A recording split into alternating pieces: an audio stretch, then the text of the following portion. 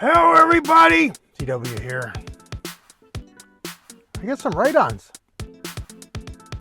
Most of this stuff I've talked to you before about, and I picked up another one, this one down here, and I wanted to do just a quick unboxing review, not really go through everything. You've seen it 100 times from everybody else, just to really talk about the scope a little bit. But this was the very first one I bought. This is the Primal 1, 4-16.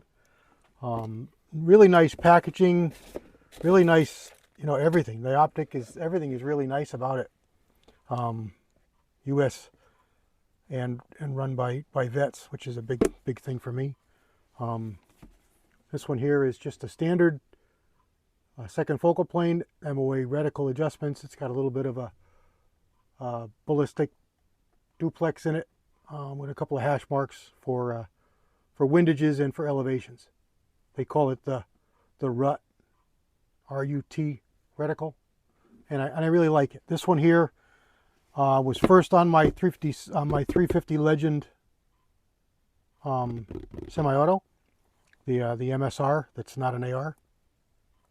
Really liked it there, but I decided to change it over to the Monstrum 2-10. Just a little bit better for what I want. This has a little more power, but it doesn't go down as low. And that 2 power for my kind of hunting, everything's up close. It's really nice to have. So I went for that. And 350 Legend isn't really long range, so it doesn't need all that 16 power. Even the 10 power is more than it really needs. But I haven't found a scope that offers as many things as that does for its size, weight, and what it brings to the table. And the fact that it goes to 10 doesn't hurt anything, and it's a benefit if you need it. So that's why I went that. So this one is now on the Contender Match Barrel 22 long rifle, and because it's got a side focus on it, parallax adjust, it's really well suited for rimfires. So I'm liking it there, and the 16 power is nice. In these 22 challenges that we shoot, where everybody's shooting 25 and more power scopes, 24, 25, and 30 power scopes, this is really low powered. But in reality, for a hunting rifle in a 22, this is really nice without having the bulk that those scopes bring. Capped turrets, good glass, nice reticle. It's really got a lot going for it. I've made the switch to everything I buy now. Mostly everything is 30 millimeter or bigger, because I like what that brings to the table with me for image, side to side, field of view, and the adjustments. If I ever do choose to get longer ranges, it's going to give me a little more adjustments inside the scope. So that's the Primal. That's the first one, and that's the one I got my feet wet with. You get a chance to find one of these, really good. U.S. military, law enforcement owned, veteran owned optics company. Really good stuff. Give them a look. And then the second one I got was up in their line a little bit. The Conqueror is a step up, a tier up in their line. And the 3X, I don't know if that's the start of the Conqueror line or if it's like one step up in the Conqueror line. I don't remember. I'm pretty sure the Primals only go 1 and 3, and the Conquerors go maybe 3, 5, and 7.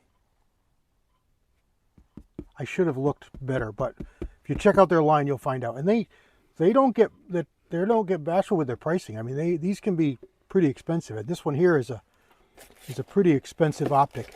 I got it on a really good deal, and I couldn't turn it down for the price I paid. And you can see what this one is. So it's the Conqueror 3. So it's about middle of the road for their line, maybe just below middle of their entire line. So it's not a high-end scope, but it's starting to get pricey. We're looking at 600 and change, so maybe a little more. So it's not cheap by any means. This has got the PDTR reticle illuminated, which I don't really care about. Illumination for me is nothing special. But I really like the scope. It's got super duper glass it's just really, really, really nice glass. And my only problem with this scope, for all its attributes across the board, is there's no locking turrets. So pretty much it's just a target scope only for me, because I won't take a chance that those reticles get bumped. Yeah, you know, it would take a lot to bump them all the way around. So if they only went a little bit, they're marked, and you re-zero them, you can tell. But you know, there's always been that question: what if it went all the way around? You're not going to know. So I just didn't want to chance it. Although I do have it on hunting rifle. I had this on my one Mossberg Predator 223, and it's really well suited there. It works really good, and the gun shoots unbelievable.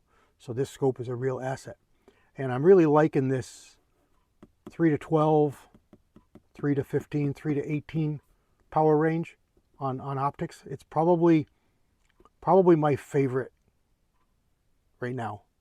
I've got quite a few in that.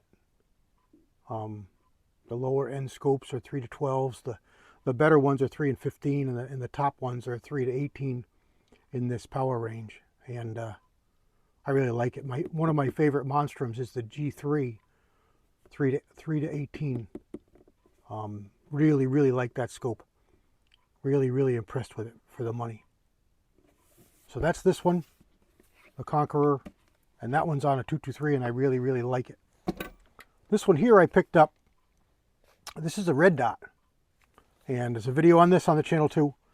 I tried this for bullseye. It's a green dot, red dot. The reason I bought it, because I wanted that green dot, and really, really impressed with it.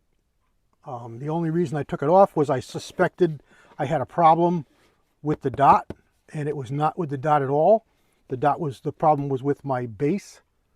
I corrected it, and I never put it back on. I bought a little bit smaller green dot that I liked a little bit better, just for size, not for clarity or anything. This was really good, just a little bit big. So this now resides on an AR.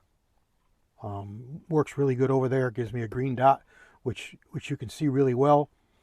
Green does really well with astigmatisms. If your astigmatism isn't too bad, this might clear it up for you. Usually people with astigmatism, and I have a astigmatism, you get a bad flaring with the red dots. They flare really bad, starburst, however you want to call them. If you're seeing multiple dots, the green's not going to cure it for you. But if you just got flaring, the green dot might clear it up for you. So if you got any buddies, or you can go to a shop that's got them, take a look and see if they will clear this up for you. Maybe you can enjoy red dots going with a green dot. And this is a really good one. Not a lot of money. Works really good. I don't know if it comes with a mount or not. I think that it did, but I'm not sure. But really good scope. And here's the one we just got in. I was talking with a guy who I bought a contender barrel from. He had a couple of things for sale, and we got to talking. He recontacted me, email or text message or something, and asked me about a couple barrels, and we got to talking. And he said, "Oh, I got a scope too. I got a scope as well." And I said, "Oh yeah, what is it?" He said, "This," and I looked it up, and I said, "Oh, I've got that one," thinking that I had, because he said 3 to 15 by 44, and I remember 3X, so I thought that was the one I had. So initially in my head I said, no, I don't think so, because I like this scope, but those locking turrets are just a you know, no move forward for me. It's got to have locking turrets, because everything for me is hunting. And even if I don't necessarily am going to take that whatever hunting, I want the ability to do so if I want to. And I don't want to be limited by things. So there's no reason to buy something that doesn't have that in today's field. You can get it easy on most optics, so I just passed. But looking it up, this is a lightweight version.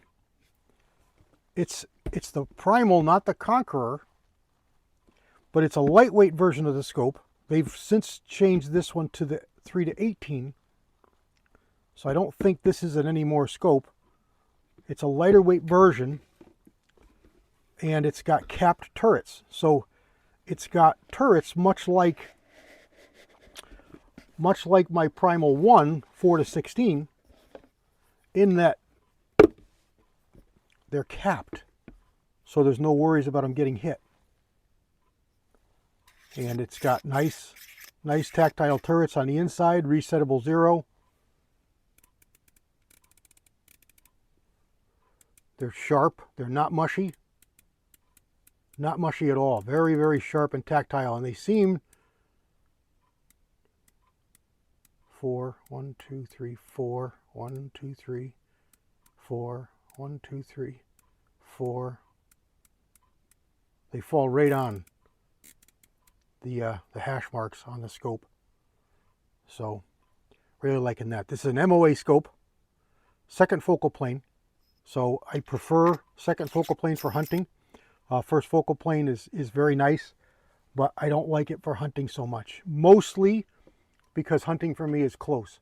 If I was out west, it wouldn't be such a big a deal, whereas longer ranges wouldn't be such a bigger deal because maybe I wouldn't be using those lower powers as much.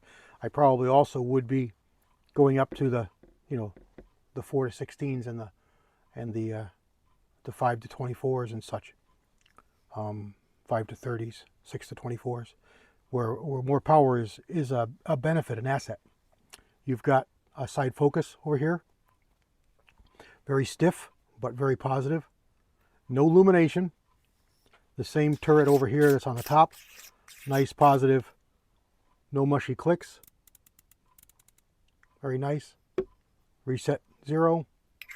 Of course it's MOA. Same as the top. Comes with two extensions. And this scope is a little bit different. Usually they're over here and they go sweep the other way. This one sweeps this way. And it's quite stiff. But it's very smooth. 30mm tube. Of course, fully nitrogen purged and all that good stuff, fully waterproof. Goes down to 15 yards and infinity. And some people will complain about this. No yardage marks. Well, it's not a rangefinder, okay? It's a focus knob. You look through it and you focus it. It doesn't need numbers on it. It's not for ranging. So the fact that it's got no numbers, it's the way it should be.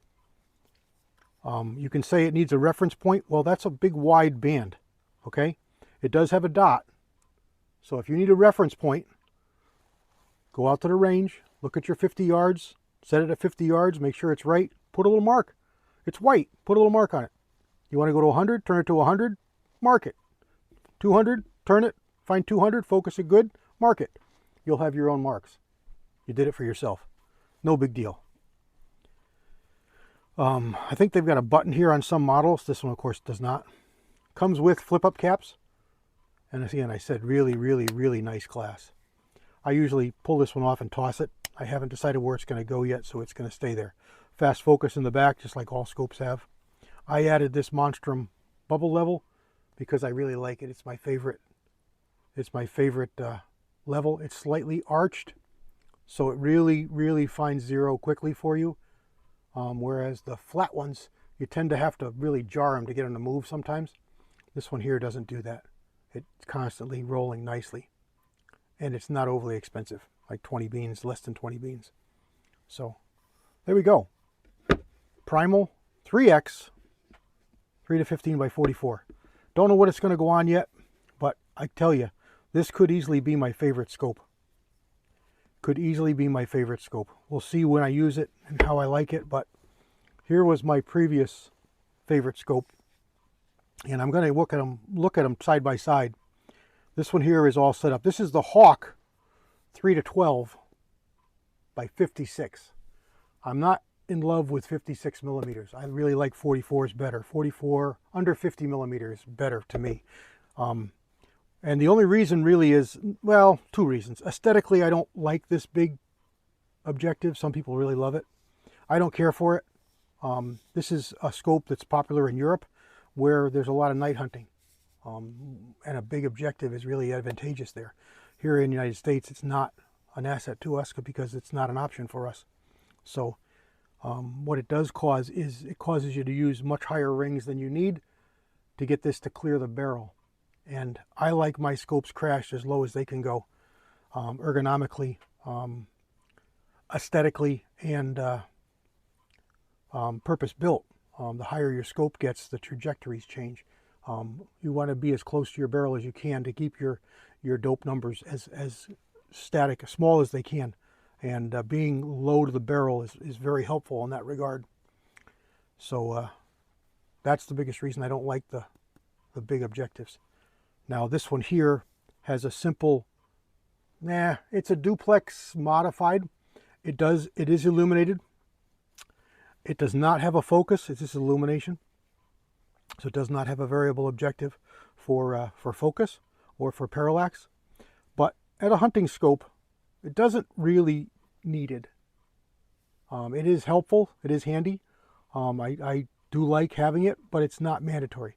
Think about it. You know, if you guys have been around for a long time, it was never a thing. This is a newer thing. So it's something I'll always have on a rimfire gun. The reason being the parallax is set at these at 100 or 125 yards. And when you're shooting with a rimfire, you're always shooting at 25 or 30 or 40 or 50 yards. So why do you want a scope that's focus set at 100?